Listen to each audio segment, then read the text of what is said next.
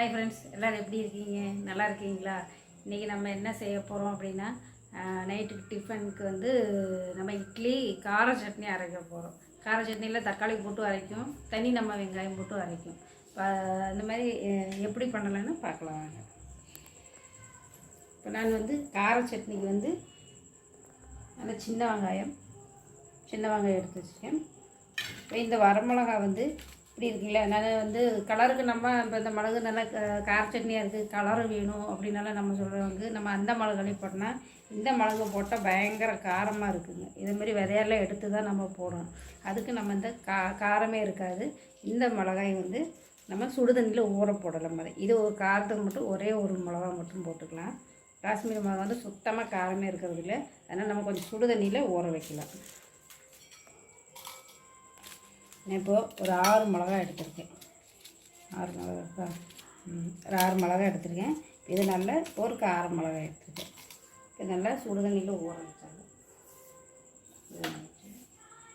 இப்போ நல்லா அந்த மிளகா வந்து நல்லா பொதன்னு நல்லா ஊறிடும், நல்லா அரைஞ்சும் கிடைக்கும்.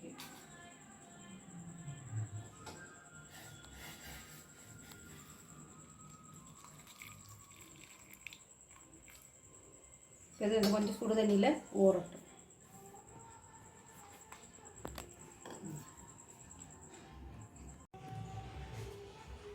நம்ம சட்னி அரைக்கலாம்.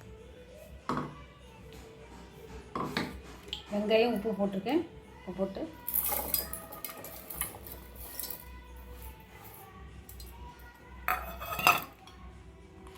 இந்த மிளகா நல்லா ஊறிச்சுங்களா. இப்போ இதை நல்லா அரைக்கலாம்.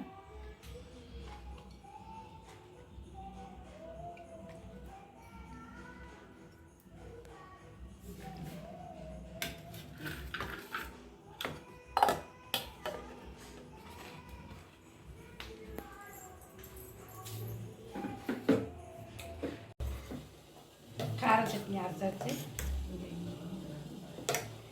தாளிக்கலாம்.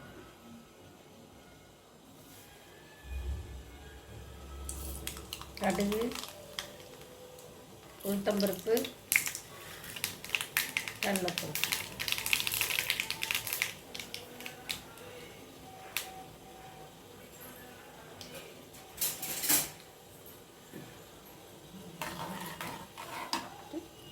கருவேப்பிலை போட்டு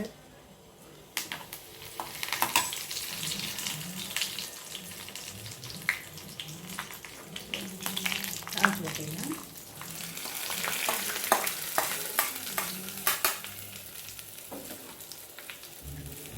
சரியான கார சட்னி.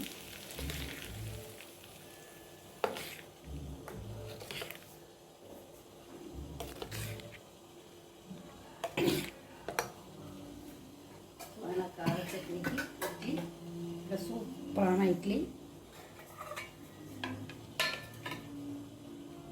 நம்மளது எப்பவுமே சாஃப்டாக இருக்குங்க. கார சட்னிக்கு சூப்பராக